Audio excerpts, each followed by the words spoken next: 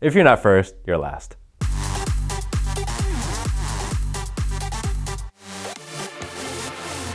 I think the first time I was actually introduced on VINwiki was when William Sitton was on here. That's right. And he talked about the guy who let a bunch of teenagers drive his Lamborghini for the day.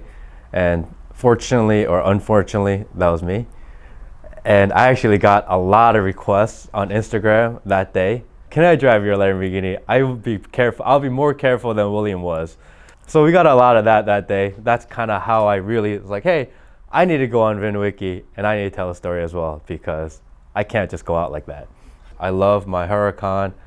The first time I was looking to purchase my Huracan, I was online going through different internet forums and I found a post by a guy. It's at Corsa Boss. I'm selling my Lamborghini Huracan 2015 and it's for sale. So I looked him up.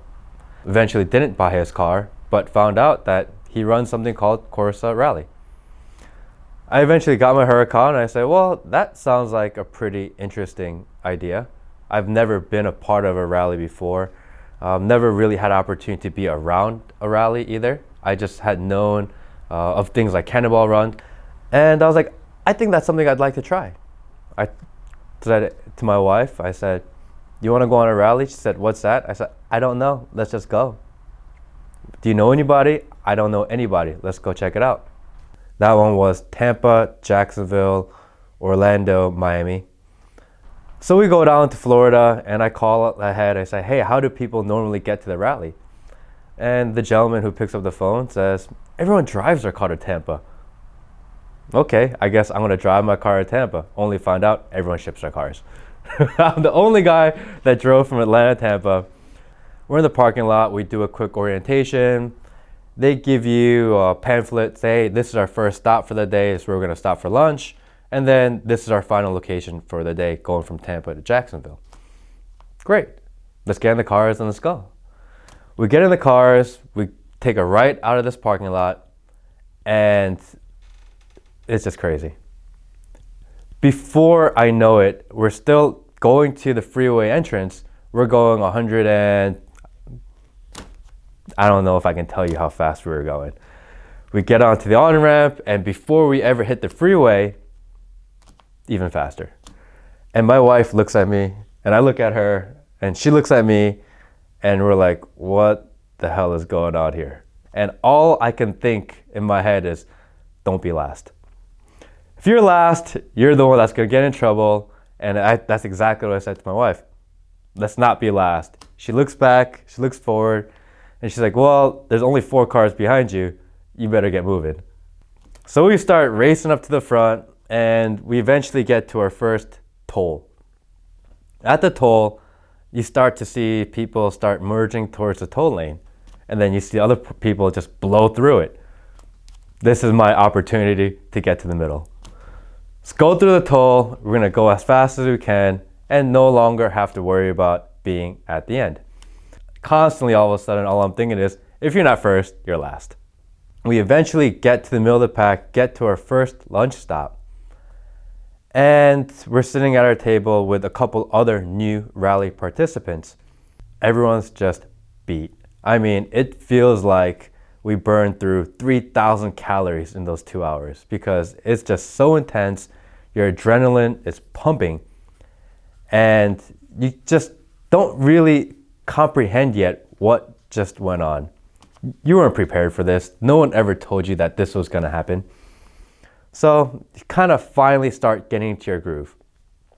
We go into the second part of the day and we drive, did a little bit better, got towards the front of the pack this time around. And I get back to the hotel room and my wife says, why are your eyes just so red? And I'm like, she's like, have you been drinking? What'd you do? Like, you know, it's like 9 o'clock now, we gotta go to dinner and your eyes are bloodshot. What's going on with you? And then it hit me. I hadn't blinked in 8 hours. I've been so focused on driving the entire day and so worried about the cars around me and kind of what's going on, I forgot to blink. So every day after that, when we're on the road, every 15 minutes or so, my wife goes, blink. and I blink because you gotta. It's actually sensory overload. There's so many cars, so many noises that you don't really know what to take a picture of or what to shoot, and ends up becoming just a sea of color because it's really hard to focus in on something. What I do know is that on a rally, a Aventador is king because it has the presence, it's got the noise, it shoots flames, people can drive through a city with their doors up, and as douchey as that sounds, I kind of want to be that guy. I don't know if I'm willing to give up my Huracan for an Aventador. Just because the amount that I do drive the Huracan, I enjoy the dual clutch transmission, especially driving on these rallies. I don't know if I'm willing to give that up for an Aventador because an Aventador is really kind of a special occasion car. It's not something you can drive 2, 3, 4, 5 times a week. It's something you drive once or twice a week at most because it's not the most comfortable car to be in. And if you want to do 400 miles in an Aventador, I don't know how those guys do it. I mean, a couple of guys did cross country in an Aventador, and I mean, they probably have enormous chiropractic bills. Actually, the Huracan has done fantastic on the rallies. It's my experience that when you do these supercar type of rallies, the Huracans, the R8s, and the Porsches do exceptionally well. The cars, the GTRs, or any car that's overbuilt, it's very tough because we may do something between 2 to 4 to 500 mile days. And if you're running too much boost, it's very tough to keep up. They may be fast for short stretches, but as you move forward, it's tough because they're just running too much power. When the rallies are put together, they do their best to put certain stop points so that we can kind of regroup. But when you have 100 cars on the road, or even 50 or 30 cars on the road, people are going to get split up. They're going to get split up by a few miles at a time. Not every car is as fast as the other car. Not everyone drives as aggressively as each other.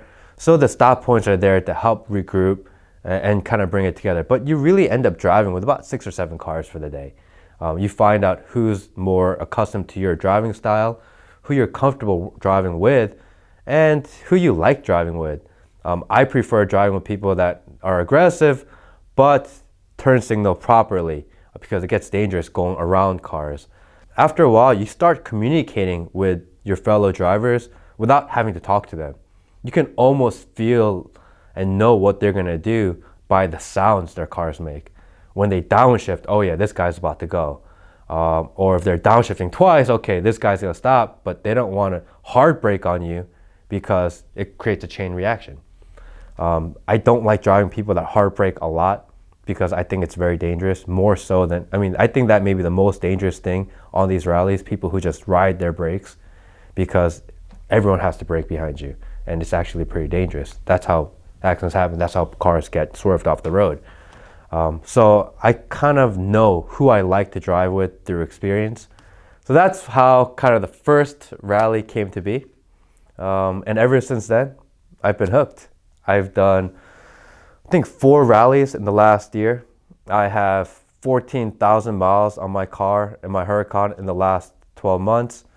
And that's including about 3 to 4 months of it being down for repairs or modification or winter. So really in about 7-8 months, I've accumulated a good amount of miles.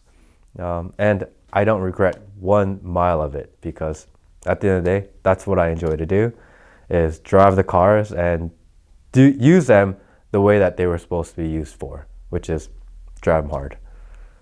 I think the best thing about doing these rallies is that when you get on the road with people, you get people from all different backgrounds, all different industries, all different businesses, and you have that one thing in common, which is you like fast cars.